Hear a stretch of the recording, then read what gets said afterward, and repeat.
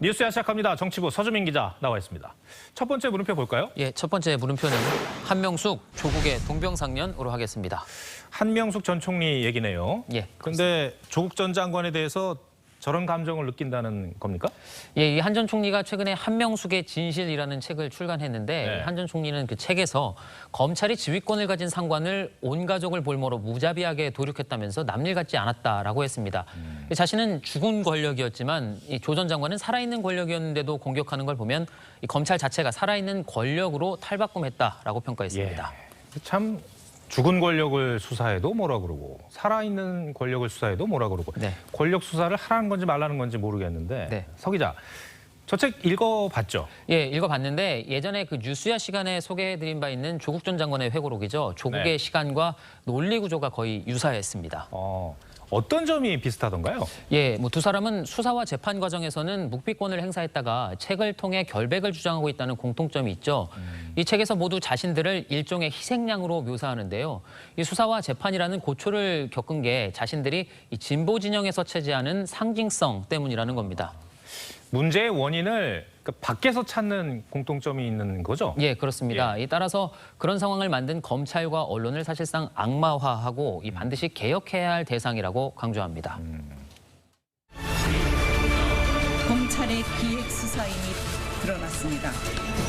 역사와 양심의 법정에서 저는 무죄입니다. 포적을 삼아 진행한 수사의 잘못을 인정할 수 없었기에 뇌물사범의 낙인을 찍기 위해서 기소를 단행했습니다.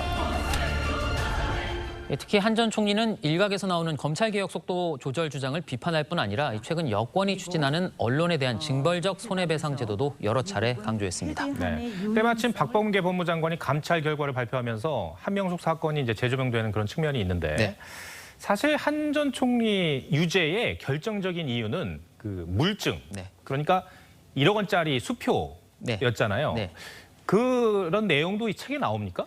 예, 이 한 전 총리에게 불법 정치 자금을 줬다는 한만호 씨가 발행한 1억 원짜리 수표가 이 한 전 총리 동생의 전세 자금으로 사용됐다는 내용이었죠. 네. 저도 그 부분에 대한 설명을 가장 기대하면서 봤는데 이 새로운 내용은 없었습니다. 한 전 총리는 책에서 이 자신의 비서가 평소 알고 지내던 한만호 씨에게 1억 원 수표를 빌려서 보관하고 있다가 전세 자금이 급했던 자신의 동생에게 빌려준 것이었다라고 했습니다.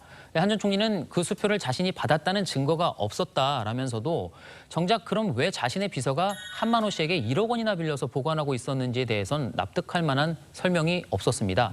이 진중권 전 교수는 차라리 동생이 길에서 수표를 주었는데 그게 우연히 한만호의 것이었다라고 주장하라고 비꼬면서 네. 이 자신이 무죄인 가상현실에서 나와서 물리적인 현실에서 입증하라라고 비판했습니다. 네. 첫 번째 물음표 정리해 주시죠. 예, 첫 번째 물음표, 이 한명숙 조국의 동병상련의 느낌표는 물증엔 진영이 없다로 하겠습니다. 이 대법원 유죄가 확정된 이명박, 박근혜 전 대통령도 하나같이 정치 보복이라면서 죄가 없다라고 주장합니다. 모두가 이렇게 결백을 주장하니까 객관적 물증과 자료에 따라 판단하는 사법체계가 존재하는 것이고 또 그 오류를 보완하기 위해서 재심 제도라는 게 있는 거겠죠. 이 양심의 법정에서 유죄든 무죄든 현실 세계에서는 현실 법정에서 내린 판단을 존중하고 또 그에 불복한다면 재심을 청구해서 바로잡는 게 순리일 겁니다. 고위공직자로 몸담았던 분들은 더더욱 그렇겠죠. 네. 두 번째 물음표는 뭡니까? 예, 두 번째 물음표는 들쑥날쑥 여론조사 외로 하겠습니다. 네. 이게 대선이 다가오니까 각종 여론조사들이 언론에 노출이 되고요. 이제 네. 저희도 많이 인용을 해서 보도를 하는데 예. 근데 결과가 제각각이긴 해요. 예, 이 비슷한 시기에 공개된 이재명 지사와 또 윤석열 전 총장의 가상 대결 여론조사를 한번 보시면요. 네. 한쪽은 윤 전 총장이 또 한쪽은 이 지사가 오차 범위 밖에서 앞서는 상반된 결과가 나왔습니다. 왜 이렇게 다른 겁니까? 예, 두 조사 모두 이 표본이 1000여 명이고 또 질문도 거의 비슷합니다. 다만 윤 전 총장이 앞서게 나온 여론조사는 기계가 물어보는 ARS 응답 방식이었고 또 이 지사가 앞선 조사는 사람이 물어보는 전화 면접원 조사 방식이었습니다. 그러니까 조사 방식의 차이라는 건데 네. 기계가 묻느냐, 사람이 묻느냐에 따라서 결과가 달라질 수 있다는 거죠? 예, 그렇습니다. 2019년에 이 한국통계학회가 실제로 실험을 해봤는데요. 이 문재인 대통령의 국정수행평가를 조사했는데 이 사람이 묻느냐, 기계가 묻느냐에 따라서 무려 18%포인트나 차이가 났습니다. 네. 이 실험을 통해서 기계가 묻는 ARS의 경우 전화 면접 조사보다 응답자의 정치적인 관심도가 높았고 또 이 보수와 진보 양 극단에 치우친 성향을 보이는 것으로 분석이 됐습니다. 네, 신기하네요. 네. 근데 응답자의 네. 성향이 다르게 나오는 이유는 뭡니까?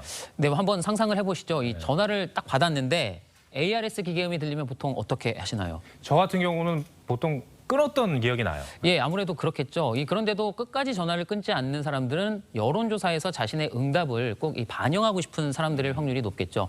반면에 사람이 말을 걸면 받기 싫은 전화라도 일단은 들어주기 마련입니다.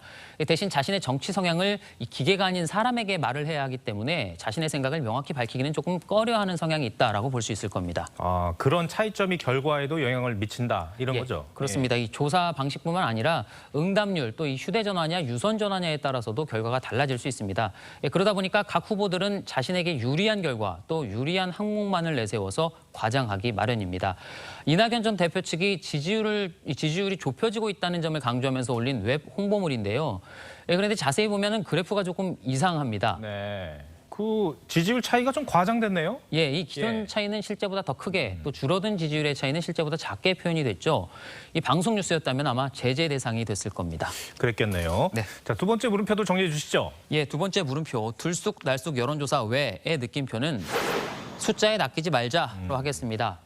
이 여론조사는 민심의 풍향계라고 하죠. 다만 풍속까지 정확히 나오는 디지털 방식이 아닌 아날로그 풍향계라고 보시면 될 것 같습니다. 이 지지율 수치보다는 전체적인 이 흐름과 추세에 더 주목해야 한다는 뜻입니다. 네. 서주민 기자 오늘 설명 잘 들었습니다. 네.